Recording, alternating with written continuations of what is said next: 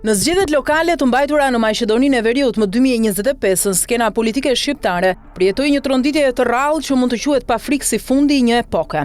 Humbja e gjerë e Bashkimit Demokratik për Integrim dhe liderit të saj historik Ali Ahmeti nuk është thjesht rezultat elektoral, është simptom e një lodhje të thellë politike dhe shoqërore brenda komunitetit shqiptar në këtë shtet. Për herë të parë që nga vitet 2000 shqiptarët e Maqedonisë së Veriut po votojnë jo më për simbolin e luftës së dikurshme, por për ndryshimin konkret të jetës së tyre të përditshme. Dhe kjo shënon një transformim të rëndësishëm si në ndërgjegjen politike të shqiptarëve. Ashtu edhe në ekuilibrat e brendshëm të vendit. Faktori shqiptar ka qenë gjithmonë boshti i stabilitetit në Maqedoninë e Veriut. Marrëveshja e Ohrit në të cilën Ahmeti ka qenë një nga nënshkruesit kryesor, i dha shqiptarëve një status të ri kushtetues dhe politik. Por 3 dekada më vonë ai kapital politik është konsumuar. BDI ka hyrë në një fazë tanjimi, ku kontrolli mbi institucionet është kthyer në qëllim në vetvete dhe jo më në mjet për avancimin e interesave të komunitetit. Në nivel lokal, qytetarët shqiptarë nuk shohin më përfitime të prekshme nga qeverisja e Ahmetit, rrugë të prishura ujësjellës të degraduar, mungesë transparence dhe klientelizëm partijak, që ka shndërruar komunat në fortesa nepotizmi. Ky realitet ka krijuar një revoltë të heshtur që në kutitë e votimit u përkthye në refuzim.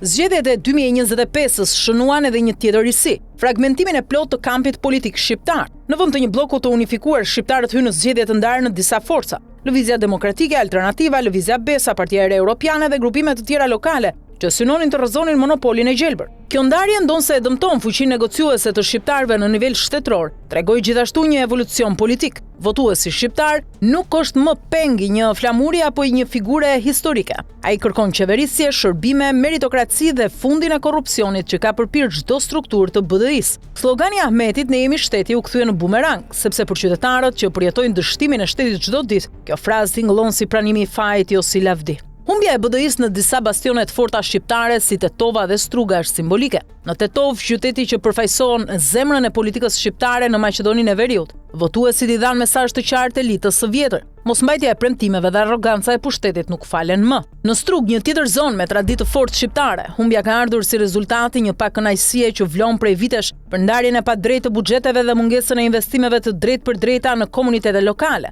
Në këto qytete zëri i rinisë shqiptare është dëgjuar qartë. Një brez që nuk ka nostalgji për vitet e luftës dhe që kërkon standarde europiane, jo heronj të shkuar. Ali Ahmeti e ka humbur betejën jo vetëm për shkak të opozitës së re, por edhe për shkak të kohës. Ai mbetet një figurë historike, por një lider i lidhur me një model të tejkaluar. Në një epokë ku teknologjia, transparenca dhe përgjegjshmëria janë kërkesa bazike, BDI është ende një parti e ndërtuar mbi hierarki të mbyllura, mbi besnikëri personale dhe jo mbi merit. Ky model nuk mund të mbijetojë në një shoqëri që po modernizohet me shpejtësi dhe që po sheh përtej kufive. Shqiptarët e Maqedonisë janë sot një diasporë e madhe, e arsimuar dhe me standarde të reja politike. Ata ndikojnë në opinion, në financa dhe në perceptimin e brendshëm të pushtetit. Kjo diasporë nuk pranon më retorikën e viteve 2000 dhe këtë ndryshim e solli me vot. Kjo rënje e BDI-s ka pasoja të drejtpërdrejta për të gjithë balancën politike të Maqedonisë së Veriut. Partneriteti me LSDM-n maqedonase është goditur në themele. Nëse shqiptarët nuk arrin të ruajnë unitetin strategjik, pozita e tyre negociuese në qeverinë qendrore do të zbehet. Nga ana tjetër, partitë maqedonase tashmë po shohin mundësinë për të përfituar nga ky boshllëk për të rimodeluar sistemin e marrëveshjeve etnike,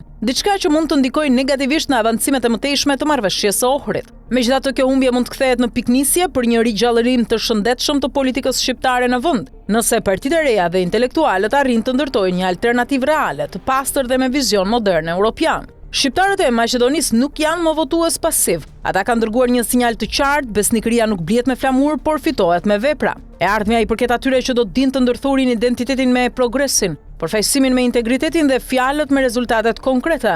Zgjedhjet lokale të 2025-s, për herë të parë pas 3 dekadash, kanë treguar se pushteti nuk është më trashëgimi, por test. Dhe këtë herë, faktori shqiptar e ka dhënë provimin ndryshe, me votë kundër status quo-s.